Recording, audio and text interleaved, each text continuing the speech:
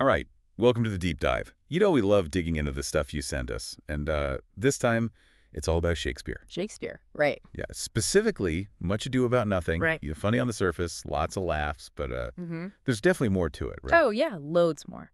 So this one, A Much Ado About Nothing, Shakespeare wrote it in the late 1590s. And it all plays out in this sunny Italian town, Messina.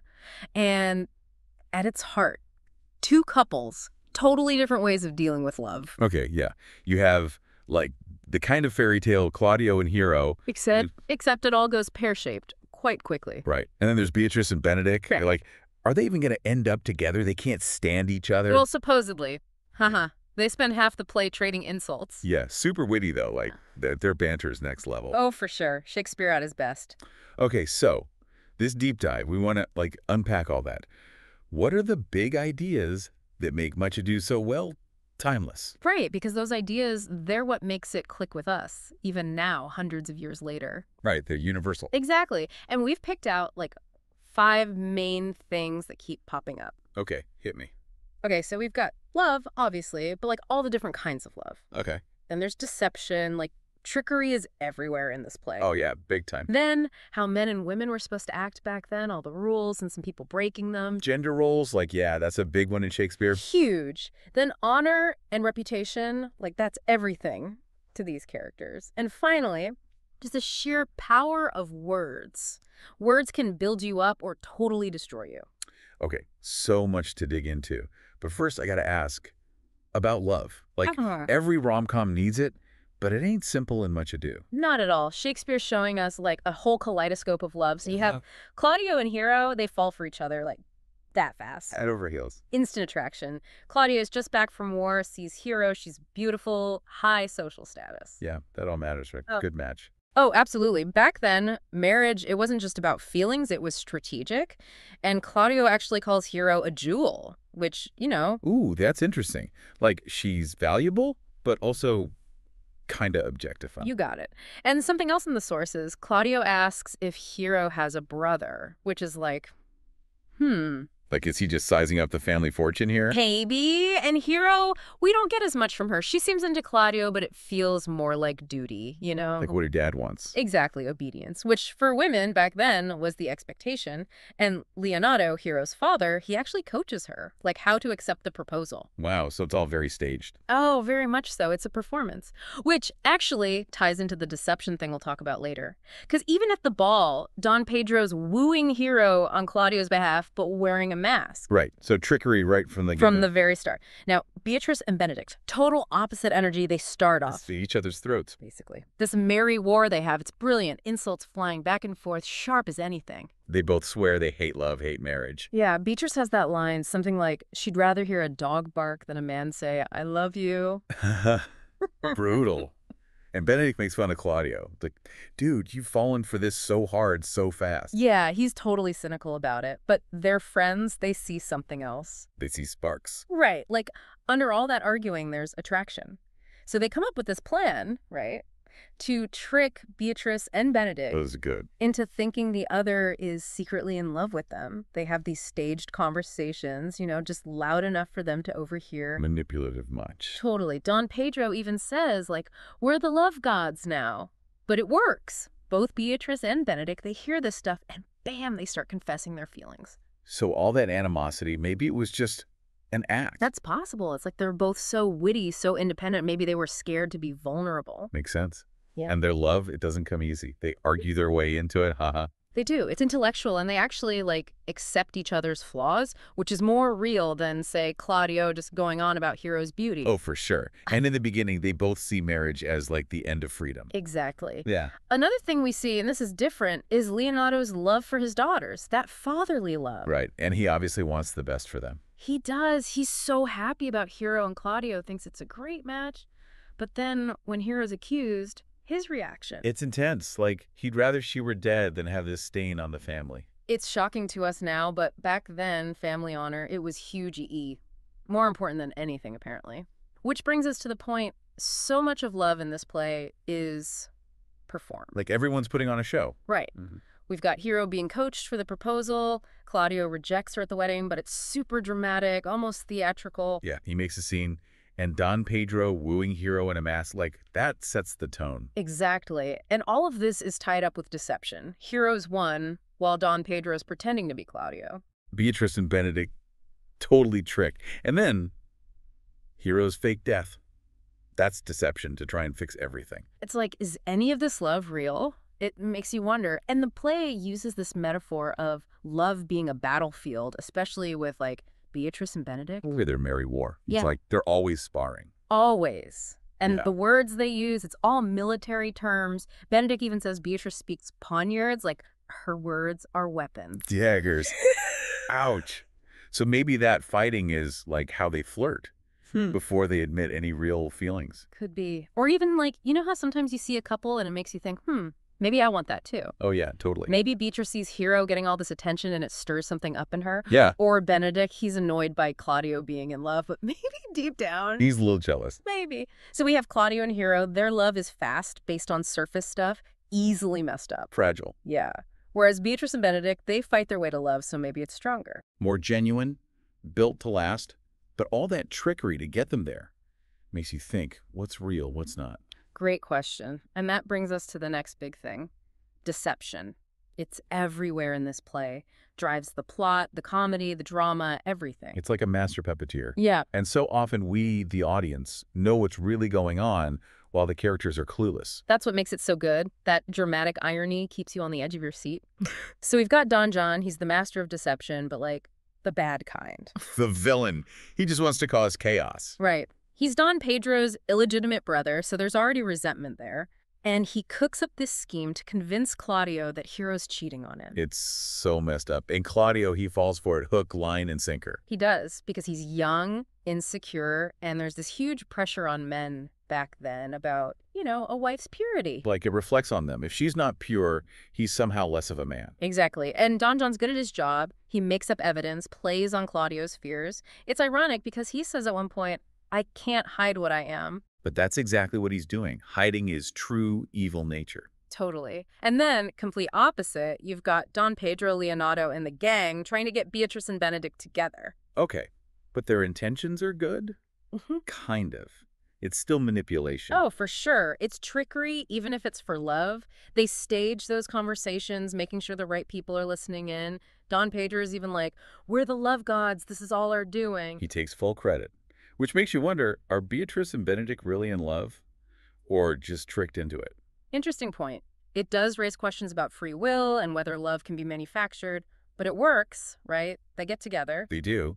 Deception for good, I guess. Mm-hmm. And then you have disguise, which adds another layer. Oh yeah, the masked ball. Don Pedro's wooing Hero for Claudio, but wearing a mask. So confusing. And that's what Don uses later. He twists it to make Claudio think Don Pedro wants Hero for himself. So the mask, it's innocent at first, but then becomes part of the evil plot. Exactly. And later, Hero's fake death, that's also disguise, right? To protect her, buy some time. Exactly. It's a desperate move, but it leads to the truth coming out. And we can't forget the title itself, Much Ado About Nothing. It's a pun, right? Totally. Nothing back then sounded like noting, which meant like eavesdropping, paying attention to gossip. Right, and so much of the play is about characters overhearing things, misinterpreting stuff, jumping to conclusions. Exactly. It shows how easily we can be fooled, how rumors can spread, how fragile truth can be. Shakespeare was brilliant with that, and that dramatic irony. We know Hero's innocent, but Claudio doesn't. So stressful. It makes you want to yell at the stage like, dude, she's not lying. But that's what keeps us hooked. So deception, it's powerful, dangerous, and sometimes maybe even like accidentally good. You got it. It makes us think about how we perceive the world, how easy it is to be tricked, and whether the ends justify the means. Lots to ponder. Definitely. Okay, next up, gender roles. This play really shows us what was expected of men and women back then, but also some characters who, like, break the mold. Oh yeah, it's Elizabethan England, super patriarchal. Men had all the power. Women were pretty much controlled by their fathers, husbands, you name it. So Hero, she's like the perfect woman, right? Textbook. She's beautiful, quiet, obedient. Her value is all tied up in being a good wife, basically. Right, a virgin. Ready to make an advantageous marriage. That's her whole purpose. Pretty much. And when she's accused, she doesn't even fight back. She just accepts it, which shows how little power women had. Yeah, it's heartbreaking. Yeah. But then you have Beatrice, total opposite. She's smart, witty, and she hates the idea of marriage. She does. She's like, I'm not going to be some man's property. And she's not afraid to say it. She makes fun of men, refuses to be all submissive and meek. She even wants to be a man so she can defend Hero. Right. She sees the limits placed on women and she hates it. That's so relatable, even today. Totally. And men had their own expectations, too. Oh, absolutely. They had to be strong, brave, honorable. Like, Claudio freaks out about Hero's infidelity, partly because it reflects badly on him. Yeah, like his honor depends on her being pure. Exactly. And Benedict, he's scared of marriage, too, because it means giving up freedom, maybe being cheated on. Those were real fears for men back then. So both genders had these roles they were trapped in. In a way, yeah. But we see Benedict change. He stands up for Beatrice, even challenges Claudio to a duel. That's him breaking free. Yeah, he says, kill Claudio. Yeah. He's putting love and justice above those old school ideas of honor. Right. And then you have Leonardo. He just believes the men, when they accuse Hero, doesn't even give her a chance to explain. Doesn't even consider her side of the story. Classic patriarchy right there. Yeah. And it's interesting, there aren't many mothers in this play. Maybe that's saying something, too, about how women were seen. Like they were just in the background raising kids. Yeah. So Shakespeare gives us both sides. Hero, stuck in the traditional role, and Beatrice, fighting against it. Maybe he's saying, hey, this isn't fair, you know? I think so. He's showing us the inequality, but also these glimmers of rebellion. And it makes you think, were those roles really good for anyone? Not really. Everyone's kind of miserable until they break free. Okay, next big theme. Honor and reputation. Like, that's everything in this world, right? Totally. It's like social currency. Especially for women, their reputation, it was make or break. And their honor was tied to their virginity, being obedient, all that. Exactly. Hero, at first, she's the model of virtue. Everyone loves her. But the second John starts those rumors, she's done. Oh, yeah. One whisper of impropriety, her reputation's shattered. Claudio dumps her at the wedding in front of everyone. It's brutal. Shows how quickly things can change and how little control women had over their own narratives. And she just takes it, doesn't defend herself.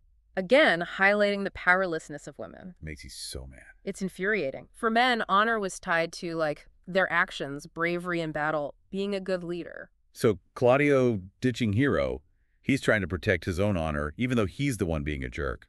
Right, his logic is all messed up. And then there's family honor.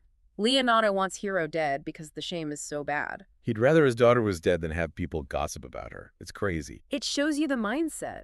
But there are characters who push back against those ideas. Like Beatrice, she defends Hero right away. You know she's innocent, and she's furious. She's like, this is wrong and someone needs to do something. And that's where Benedict comes in. He's willing to fight Claudio, his friend, for what's right. Kill Claudia, he says. He chooses Beatrice and justice over those traditional ideas of male loyalty. It's a turning point. Shows that personal honor can be different from the rules of society. So, reputation, it's fragile, easily ruined. And this double standard, women's honor, is way more precarious than men's. Absolutely. One mistake, whether it's true or not, and a woman's life is over. Shakespeare's making us think, is this system fair? Is reputation even a good measure of someone's worth? Great questions. And lastly, let's talk about the power of words. This play is so full of witty dialogue, puns, insults. It's a feast of language. It's like Shakespeare showing off. He is, and it's brilliant. We see how words can be used to flirt, like Beatrice and Benedict, their merry war. They're so sharp, they're practically dueling with words. Right. It's foreplay. Haha. Maybe. And the title, Much Ado About Nothing, the pun on nothing and noting, is genius. It is. So much of the play is driven by people overhearing stuff, gossip, rumors. Misunderstandings galore. Exactly. Like Claudio, he misinterprets what he sees at Hero's window, and boom, disaster. All because of a few misinterpreted words. Shows how powerful language can be, for bad as much as good. Right. And the way the nobles talk, it's so formal, full of metaphors, big words. Like they're showing off how educated they are. Totally. Benedict even says Claudio's love talk is like a fantastical banquet. Haha. So, over the top. Yeah. But then you have Dogberry, the watchman. He gets all the words wrong. Those malapropism. Yeah. So funny. But ironically, he overhears the villain confessing, which saves the day. So even messed up language has power. It's like Shakespeare saying, words can do anything. They can. They create humor, drama, move the plot forward. It's all about how you use them. So Much Ado About Nothing. It's more than just a funny play. It's about love, deception, how society treats men and women, the importance of reputation, and the incredible power of language. Exactly. And all those themes, they still matter today. We're still figuring out love, dealing with fake news, fighting for equality. It's like Shakespeare knew what we'd be dealing with hundreds of years later. He was a genius, and this play, it gives us so much to think about. It does. And here's a final thought for you. All those deceptions in the play, the bad ones, the good ones. Does Shakespeare think some lies are okay? And how do we decide which ones are? That's a great question to leave us with. Thanks for joining the deep dive. See you next time.